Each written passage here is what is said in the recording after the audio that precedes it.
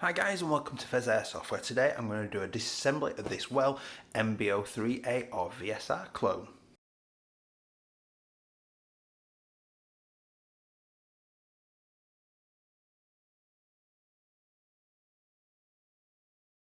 Hi guys and welcome back. So hopefully you've seen the unboxing of this VSR clone, the well MB03, and today I'm going to do a disassembly guide on it.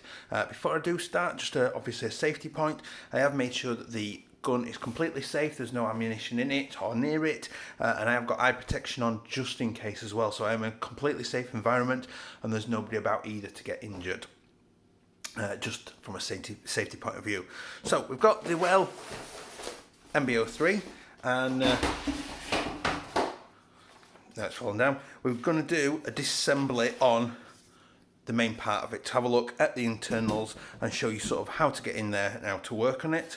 And a comment on the stock, following the unboxing, NEPA Airsoft or NEPA Airsoft or NEPA Airsoft, I apologise if that's wrong, commented that he'd taken the weight out of here. He said it was like a rusty piece of metal, lump of metal in there. He said he removed the rubber butt pad, which I assume will just peel off somehow, and then basically said there was a couple of screws inside, and then basically just pried it open until enough to let the weight drop out, and he said that significantly lightened the stock. So if you do want it lighter, thanks to him and his comment, that can make the stock significantly lighter, and you know, it will be much lighter. It's just a lump of metal in there. So get that out of the way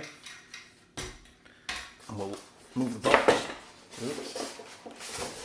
So most of this disassembly you can actually do with the tools included in the box, which is pretty handy. Let's get the correct size. Some of it might be a little bit more difficult, so you will need a Phillips head screwdriver. So the first thing we're going to do, if you want to remove the ridge rail off the top, it is just a case of using the smaller Allen key or hex key that was included, undoing the bolts, which are a little bit loose, and then this will lift off as well. I don't need to take it off. It was just a demonstration thing that will come off, remove the bolts, and that will lift off. What we are going to do is, firstly, if you want to remove the end cap, it will just unscrew. Again, it's finger tight, and it's obviously threaded in there. There you've got the barrel. Now it's obviously pitch black down there, but you can't see, but there are barrel spacers down in there, which is quite a nice addition to keep your barrel nice and stable. And there we go. So next thing I'm going to do is I'm going to remove the trigger guard here. I'm going to use my larger Phillips head screwdriver because it just makes things a little bit easier.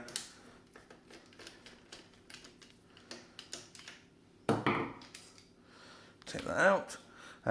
Next thing, now the trigger block is actually glued to the receiver, but you don't actually need to remove the trigger block on this occasion to remove the other components. You can just pull down on this sear here at the back, which we'll cover in a minute. We'll remove the other components. So the next thing I'm going to do is I'm just going to pull that spring out. So that's the mag release spring. I'm going to put that out of the way. Now there's a screw in there and a screw in there, and that'll start to release the hop unit off. So again, I could use the included Phillips head, but just to make my life a little bit easier, I'm going to use a normal Phillips head. As we do with any disassembly, you know, for maintenance or whatever, make sure that the screws are in the right place, you know, together and in the right order, so that you know where they've come from, and it makes sure that you're protecting your stuff when you're reassembling it. Make sure that you're not putting the wrong size screw back in the wrong place. So there is the sort of block that screws onto the barrel.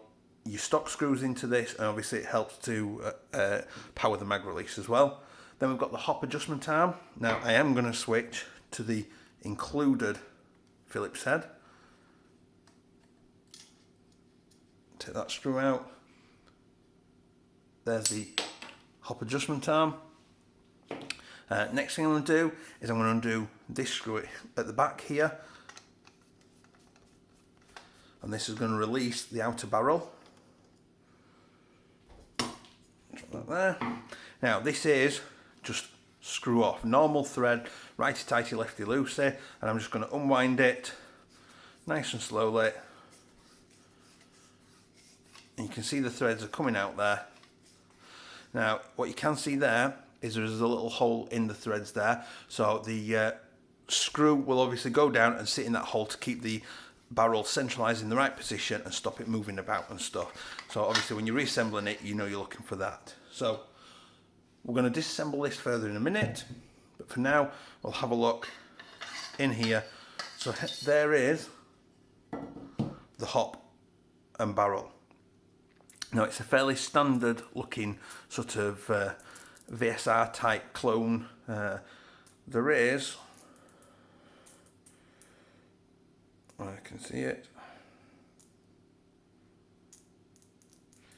there's an okay amount of adjustment. You can't see it probably because of the latching system in the top there. There's an alright amount of adjustment, and I do know that a lot of people, you can see that this is the hop arm here at the top, so as I slide that back, you can see it does go down and back up. It will be putting a lot of pressure down into the barrel, obviously on the hop rubber. It does look like that is the hop rubber there at the back. What we'll do is we'll split this down and have a look. So just going to undo this screw here. There are a few screws. So first thing we're going to do is we're going to remove that screw. So obviously this is the part of the hop adjustment. Those two, whoops, easy.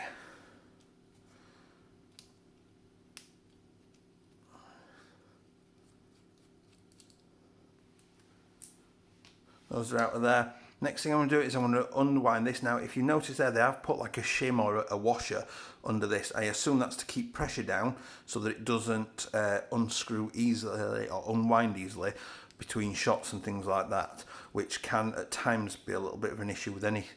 It looks like they put a fair bit of pressure on that, so we'll keep that to one side as well. Now that should lift up and away, and it does. The rear side is stuck yet. There is a little O-ring in there as well. Next I'm going to remove these two screws in here.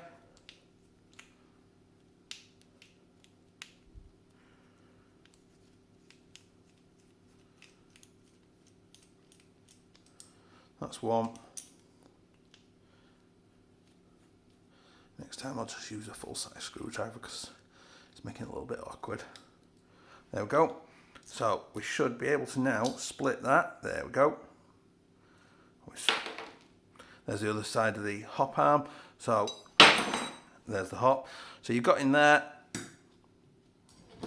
there's your hop arm. It's quite wide actually. I'm impressed with that. It is shaped there. Let's get that off. As you can see there, it is shaped like a U sort of shape.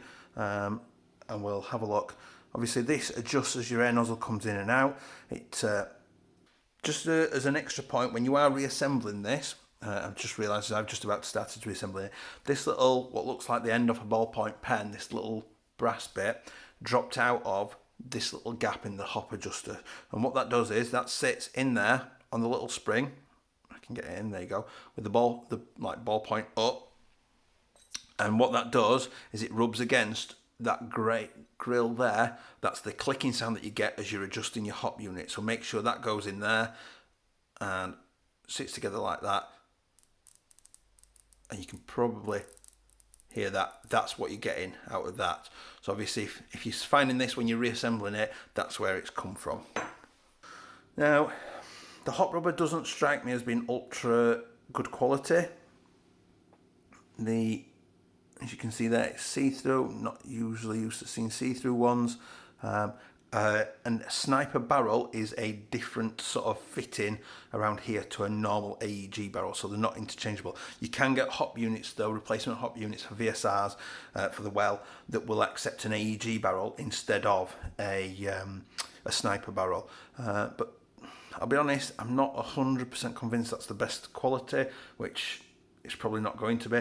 There is a fair bit of adjustment even with the handle. Let's just lift those out of the way. Let's seat that back in there. Let's just have a look at the kind of adjustment we're getting. I would have thought you could probably hop some,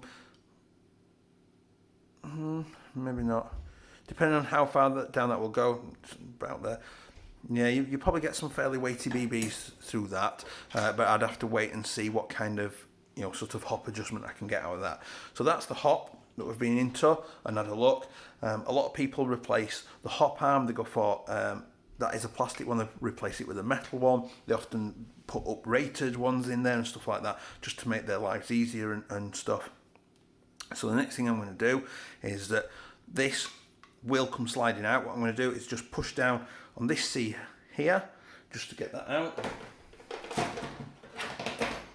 Just to make my life easier, I'm just going to use a tool just to push on it instead of using my fingers. So the sear comes out. There's a little notch on it there, which I'll show you sits at the back of the spring guide, and you just pull it down and out. Now I should be able to just lift the cocking handle up, and it just slides out like that. Now down in here we have got a little bit of a catch here that's part of the trigger system. And what you might need to do is, as you're sliding the cylinder back in, is just push that down with your finger until the cylinder's gone back past it. Otherwise it could be tricky to get in there. Next we've got, obviously, the handle clicks into place quite nicely. I'm quite happy with that. And I can see that that is a plastic piston and plastic spring guide. So I'm going to get my needle nose pliers and just unscrew that. Now, it used to be, back in the day, that the Tokyo Marui one used to have a pin through there, and you used to have to drill it out or just fully replace it. Whereas the new, obviously, the redesigns by people did away with a little pin. Tokyo Marui did it as a way to try and prevent people from upgrading and things like that, purely because the Japanese law states that everything's on 1 joule of energy, maximum like 328 FPS. So all I'm doing is, got my needle nose pliers, I'm just putting them in those two little holes there, and I'm using it to just get it started unwinding. Now there is an awful lot of grease or oil all over this. There is. So you got a brass air nozzle cylinder head. You then got a plastic piston, which looking fairly good quality. It looks like it's a 45-degree trigger sear. And then we've got a plastic spring guide and the spring. Now that's not going to last you an awful long time before it starts failing, and obviously that's something to consider. Hence why I've bought the upgrade kit as well, is because it means I've got the option to upgrade it to a metal spring, a metal piston and a metal spring guide as well. Obviously the idea is that they're more durable. Now I'm just going to see if I can check how good the air seal is, so I'm just going to tighten this back down.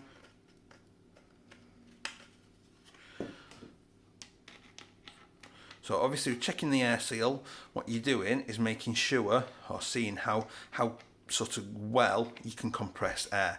Obviously if I can push the piston all the way down, so I'm going to cover that up with my thumb, and whilst I'm pushing this down, yeah, I can push that all the way down. Obviously it's doing 400 FPS, so it must be okay for that, but I can get that all the way down there. Now you could, there's a few different mods out there. I've seen some people just replace the O-ring, which you could do. Some people wrap it in PTFE tape, which you could do. Some people just completely scrap all of this and buy all new. All different options, and it's down to you to pick which you feel is the best and the most comfortable to work with and things. But that's been the disassembly. Obviously the trigger unit is going to need some work to get off because it's glued on partially. You can see evidence of it round here where it's been glued on, and these screws are struggling to come out. I don't know if you can see that detail in there, but you can see there's evidence of glue in there. But that is the well disassembled.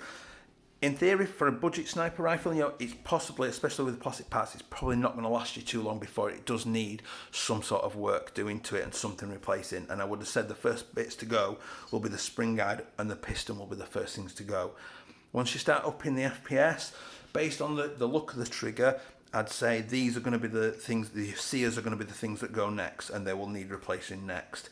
To rebuild this, obviously if you put the spring and the spring guide back in, you put your bolt back in, and the idea is that the sear, when it's pushed back up, sits into the back of the cylinder like that, and the notch there of the spring guide sits into it like that. So obviously it all helps. As you pull back on the handle, this sear doesn't go anywhere, and you bring the piston back along the spring, compressing the spring, and then the little catch that we saw in there this one here catches on the piston to lock it back, and when you pull the trigger, obviously that's under compression, and it just snaps it down and off it goes, it fires.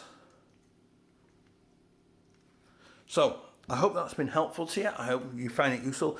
If it has been helpful and useful, please drop me a like and please subscribe, because you'll be really helping me out. In future I will do an upgrade video where I put the longer type barrel in it, an upgraded hop rubber and the upgrade kit in it, but I want to shoot it as it is, as standard first, and see what it's doing. So I'll see you next time. Bye.